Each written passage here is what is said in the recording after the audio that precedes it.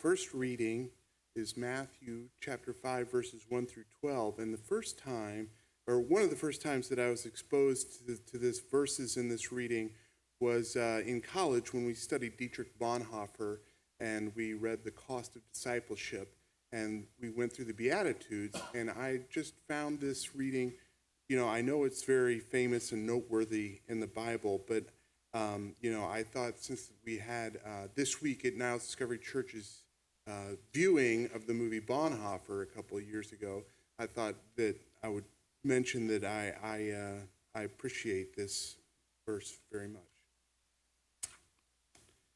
When Jesus saw the crowds, he went up to the mountain, and after he sat down, his disciples came to him, and he began to speak and taught them, saying, "Blessed are the poor in spirit, for theirs is the kingdom of heaven. Blessed are those who mourn, for they will be comforted. Blessed are the meek, for they will inherit the earth. Blessed are those who hunger and thirst for righteousness, for they will be filled. Blessed are the merciful, for they will receive mercy. Blessed are the pure in heart, for they will see God. Blessed are the peacemakers, for they will be called children of God. Blessed are those who are persecuted for the sake of righteousness, for theirs is the kingdom of heaven. Blessed are you when people revile you and persecute you and utter all kinds of evil against you falsely on my account. Rejoice and be glad, for your reward is great in heaven. For in the same way they persecuted the prophets who were before you." So Micah 6 involves a conversation between the Lord and Israel. In the first 5 verses, the Lord introduces his case against the disobedient people of Israel. And in the next 2 verses, we record Israel's response as a series of questions. And of course, Micah 6, verse 8, heard from the anthem, and the only thing I would mention is that for me it's always a hard part is to walk humbly with God. Hear now what Yahweh says. Come, plead your case before the mountains, and let the hills hear your voice. Listen to Yahweh's indictment, you mountains, and you enduring foundations of the earth. For Yahweh has a dispute with the people, and is putting Israel on trial. O my people, what have I done to you? How have I wearied you? Give me an answer. For I brought you up from the land of Egypt and redeemed you from the house of slavery. And I sent Moses to lead you, and Aaron and Miriam. My people, call to mind the plans devised by the ruler Balak of Moab, and how Balaam ben Beor answered him. Remember the journey from Shittim to Gilgal, and recall how Yahweh brought you justice. What shall I bring when I come before Yahweh and bow down before God on high, you ask? Am I to come before God with burnt offerings, with year-old calves? Will Yahweh be placated by thousands of rams or 10,000 rivers of oil? Should I offer my firstborn for my wrongdoings, the fruit of my body for the sin of my soul? Listen here, mortal. God has already made abundantly clear what good is and what Yahweh needs from you. Simply do justice, love kindness, and walk humbly with your God.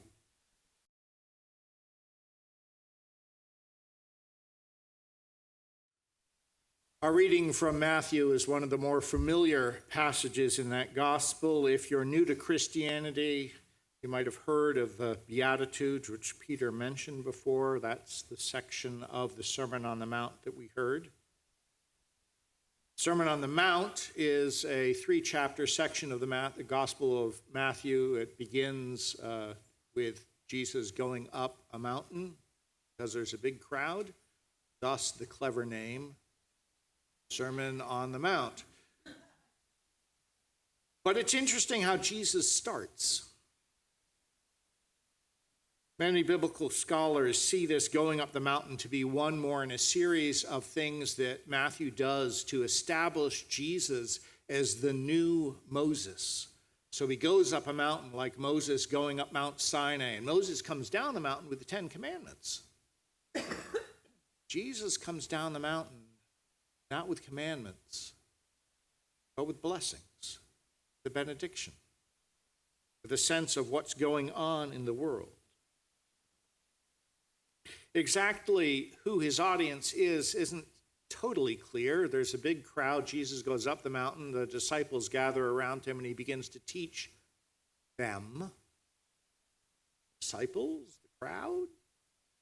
Probably the disciples, but by the end of the Sermon on the Mount, the crowds are really impressed with everything that Jesus had to say. So we can say that the crowd is watching and listening in this teaching. So Jesus begins this teaching not with offering a how-to manual. Jesus begins with a benediction. He begins by noticing how God is blessing the people. It's not a liturgy of religious shoulds. It's a litany of congratulations. It's a map of who is truly blessed, not a set of instructions of how to acquire divine blessing.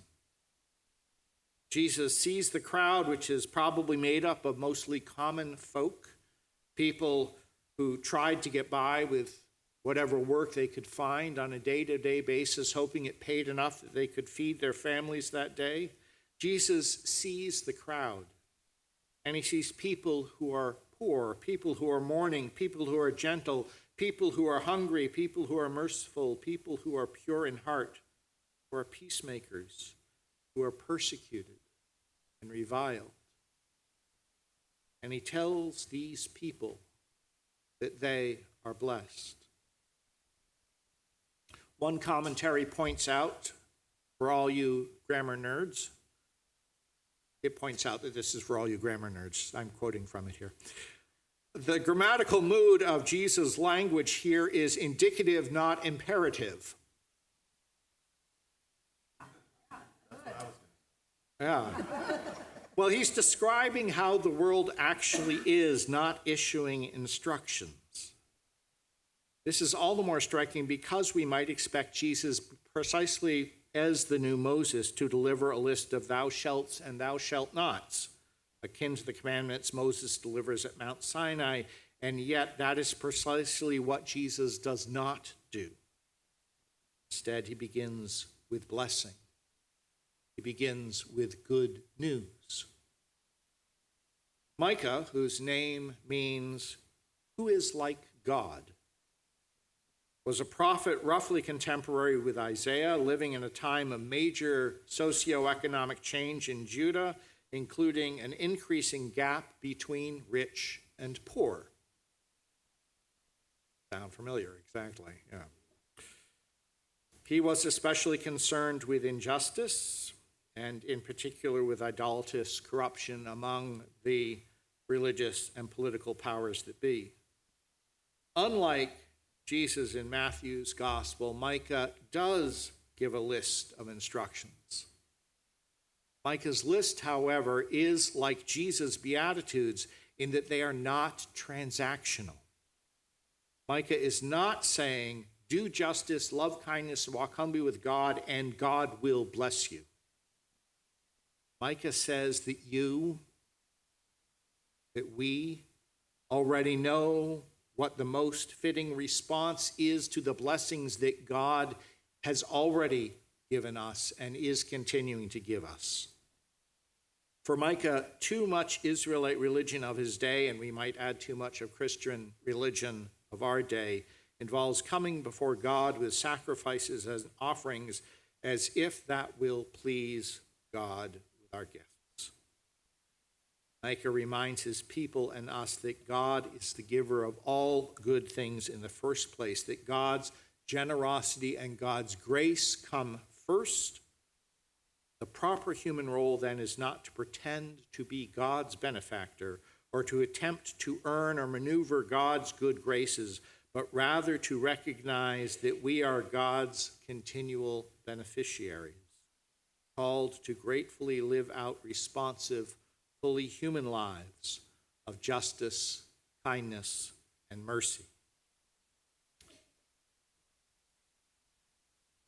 we've been receiving a crash course in what it means to do justice.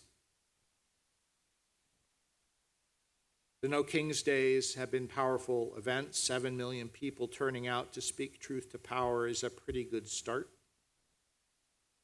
Dr. Timothy Snyder, an expert in tyranny, says that the No Kings Days have done two important things. They lifted our spirits as we made connections with neighbors, and they slowed things down. The first of those is not trivial. In fact, there is evidence that while activists, organizers, mutual aid workers, and volunteers are setting out to change the world for the better, they are finding that the connections they make and the larger purpose they are connected to often helps them make their own lives better, too. In the context of a society so fractured that former Surgeon General Vivek Murthy declared a loneliness epidemic in the United States, movement-building spaces are offering people unique opportunities to connect to others and to a sense of purpose. In a recent interview, Dr. Snyder said, "If it hadn't been for the No Kings protests, I think things would be a lot worse than they are now. That demonstration affects, slows them down. You protest to slow them down. You protest so you show people around you that what's happening isn't normal and that what you're doing is normal. That protest is normal. You protest to make connections." Portland and Chicago and LA and Minneapolis and Maine have shown and are showing us that demonstration planned out weeks in advance are one step, and that immediate response is another. Dr. Snyder looks at it this way: when there's a wound, you've got to be around that. You've got to surround that. You have to react and you have to be stubborn. But this is where I take Minneapolis as good news. I mean, horrible things happen, but people there who had not been protesting and who were in no way organized before this showed that Americans can do it, showed that Americans can organize locally. Now, as I say this, I want you to know, sure that you know, that there are lots of ways to do justice. The military actually studies how many combat soldiers, how many support soldiers it takes per combat soldier in the field. They have a name that they call that ratio, the tooth-to-tail ratio. In World War II, the tooth-to-tail ratio was one combat soldier for 4.3 support. In Vietnam, it was one combat soldier to 12.9 support. When protesting the powers that be, there is a similar ratio. I'm not sure I'd call it the tooth-to-tail ratio, but there are people out on the front lines who need support. And the more dangerous the action, that is, the greater the likelihood of arrest or violence, the greater the need for support activists doing everything from childcare to legal support to posting bail to supplying hand warmers to donating money. And the risk from being on the front line varies from person to person. I've got a friend who has something weird going on with her eyes. She is slowly losing her eyesight, and she worries that being exposed to tear gas may make that go faster, that she may become blind earlier. She has 3 teenage kids. She is not going to be on the front line. And it turns out that's a good thing, because she's a really good public speaker. And we need people who are explaining what's going on articulately and clearly. My point here is that we have a pretty good idea of what doing justice looks like. When it comes to walking humbly, I'm glad to know I'm not alone, Peter. I've got some ego stuff going on. I'm aware, and that's the first step.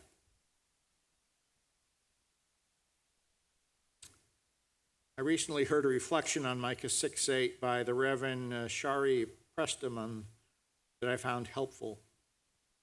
She said, what the walking humbly with God is meant to remind us of is that it's not just our hands and feet and voices that are getting the job done, but that we are vehicles, we are instruments, that all along the way, no matter what faith it is that we claim, we trust as we walk and as we pray and as we witness and as we protest that somehow God is the one who's carving a way through the mess, that God can do it, even while we know that God also needs us to get it done.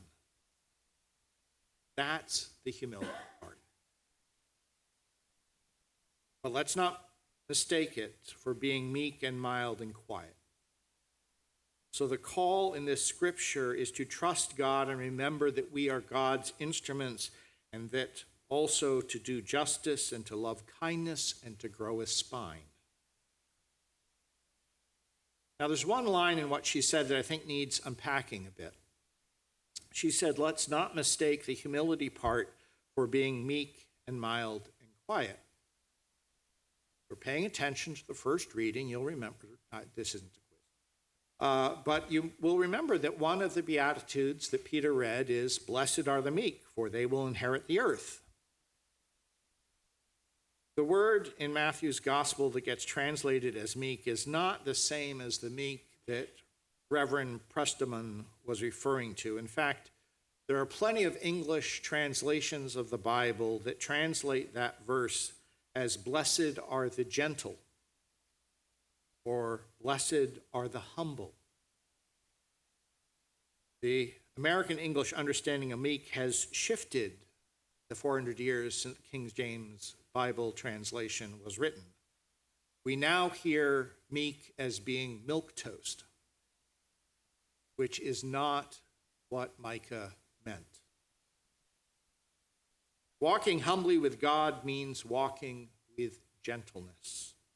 And when I think about who is walking with gentleness, who is a model of walking with gentleness right now, I think of those monks who are on their 2,300-mile trek from Fort Worth, Texas to Washington, D.C., lately in the snow. You can't be milquetoast and go on a 2,300-mile trek. But you can be humble. In fact, one of the reasons I think their walk of peace is inspiring people all along the way is because they are doing that walk with humility. This brings us to the third of the three directives from Micah, loving kindness. A dozen years ago, a little bit more, author George Saunders gave a commencement address at Syracuse University College of Arts and Sciences. He started out by talking about his regrets in life, and he said, what I regret most in my life are failures of kindness. He listed some things that he did in his life that I would have regretted, that he said he didn't. But he's noticed that in himself, the real regrets that he carried were failures of kindness. Those moments when another human being was there in front of me suffering, I responded sensibly, reservedly, mildly. He asked the audience, who in your life do you remember most fondly, with the most undeniable feelings of warmth? Those who were kindest to you. Bet? It's a little facile maybe, and certainly hard to implement, but I'd say as a goal in life, you could do worse than try to be kinder. Start right now, he advises, because kindness, it turns out, is hard. As it starts out all rainbows and puppies, and then it expands to include everything. I think it's important to note that there is a difference between being kind, and being nice. We shouldn't confuse the two. Trevor Noah offers this, comedian Trevor Noah offers this explanation of the difference. When someone has something on their face and no one tells them, it's very nice not to tell them you have something on your face. Don't tell them and you're being nice. It's better to be kind to me and say, hey, man, your face.